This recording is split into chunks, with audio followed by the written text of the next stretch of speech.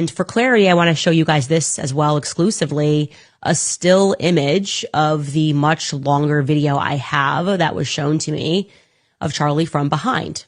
Okay, this is the video, and you can see what we have there. That's Charlie's necklace that's hanging. There's no blood on Charlie. There was absolutely no blood on Charlie. Not only did the bullet not go through, it didn't even cause any sort of destruction. And I follow that video until he goes down. There's nothing that we would expect to see from a 30-06. And again, I have a close-up of this. That's his chain. There's no question that what you are seeing there is his chain. And the only blood that I saw was blood in his hand, which was spurting forward, to be clear. Yeah. I want to believe it was a lone gunman who was a tranny or something. I want to believe that. That is a lot better of an answer, a lot more comfortable. 100%. I want that. By the way, I'm a middle-aged man. I'm a normie. I don't want to believe anything other than what they tell me. So we are very much in our ongoing posture of investigation. So others could have been involved? Yes, sir. Anyways, the name that we had received was, it turned out, somebody that actually provided the only eyewitness testimony of having seen the shooter up close, limping.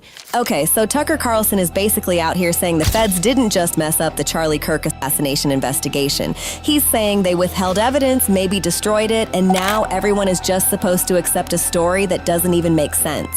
And here's the wild part. He's not even blaming the public for questioning it. He's blaming the government. And people are now asking, if evidence was really hidden or destroyed, who else knew? And why is TPUSA so quiet about it? I think that a lot of people feel very underwhelmed by the way it was handled by Cash, the way it was handled by every government official involved.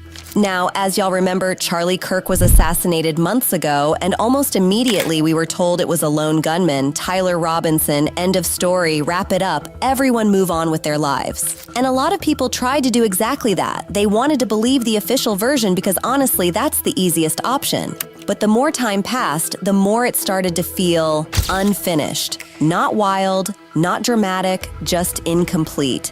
And Tucker ended up saying the quiet part out loud. If this was really that simple, it wouldn't still feel this off. His whole thing was basically, why are we being treated like it's our job to prove the government wrong? That's not how this is supposed to work. If they're telling us it was a lone gunman, cool, then show us, lay it out, make it make sense. No calls for the FBI or the authorities in Utah or the college. Like, there's no pressure on them. What is that? And then it didn't help that Kash Patel and the FBI basically paused everything. No updates, no push, no real follow-through, even while a lot of people felt like there was clearly more to this story. That pause alone raised more questions than answers, because when something this big just goes quiet, people don't read that as confidence. They read it as avoidance. I know what that feels like, and that's why as the FBI director, I'm committing to not ever have that ever happen again, but I'm also committed to fully investigating what was done, and that matter is still ongoing. Then there's the Erica Kirk part, which made a lot of people uncomfortable, even if they didn't want to say it out loud.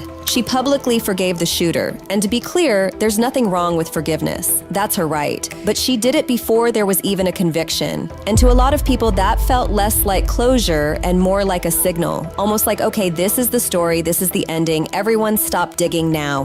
Then there's the video issue, which honestly might be one of the biggest red flags in all of this. Tucker brought up the surveillance footage, and apparently there is video of the shooter running across the roof. We've seen part of it, just not all of it, and that's where people get stuck. Because why only release a clip? Why not just drop the whole thing and let everyone see it for themselves? If there's nothing there, then there's nothing to hide. Unless, of course, there's something the feds know that they don't want the public piecing together yet. And so it's like, if you have the video of the shooter running to get off the roof, you have the video of him taking the shot.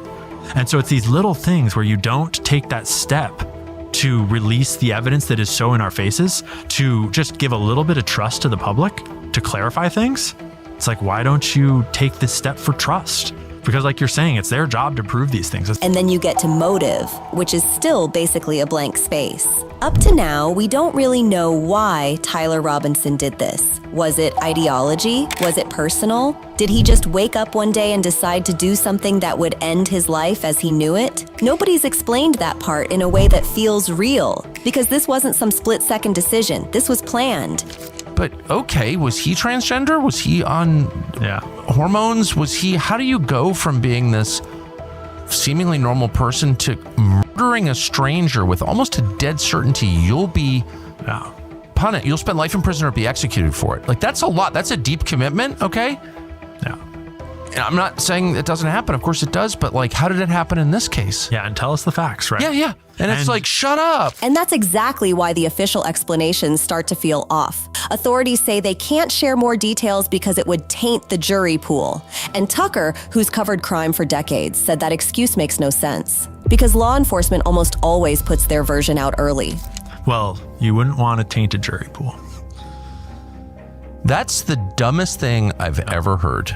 Yep. After all of that, Tucker brings up something that honestly makes everything feel even more uncomfortable. He said he knew Charlie, like actually knew him, not just from TV or events. And according to Tucker, Charlie believed in asking questions. He liked people who challenged things. He wasn't someone who wanted blind trust or silence. So seeing people get dragged, attacked, and basically shut down just for asking questions about Charlie's death, Tucker said that goes completely against who Charlie was. And I never say this, but I just will say it. I knew Charlie really well, like not just green room friends. Like, I knew him really well, and loved him. And I know for a fact that his whole life was testament to this. He was for inquiry, honest questions. So people like, oh, just asking questions. Charlie would be like, yeah, just asking questions. Yeah. As is my birthright. Yeah. As an American citizen. Now, if Charlie believed in questioning power, questioning systems, questioning narratives, why is everyone suddenly being told to shut up now? Why does asking questions suddenly make you the bad guy? And while the public is being told there's nothing more to see, Candace Owens comes out with a claim that made a lot of people pause. She says a Turning Point USA insider, Andrew Colvett, allegedly told her there was a threat against Charlie before he was killed, and that immediately clashes with what Erica Kirk has been saying publicly. Erica has been very firm about this. She said Charlie wasn't messaging people saying he was about to be killed. She said she had his phone, she saw everything herself, and there were no messages like that. Candace is basically saying that's not true. She's hinting that Erica isn't being fully honest about what Charlie knew or what was shared before his death.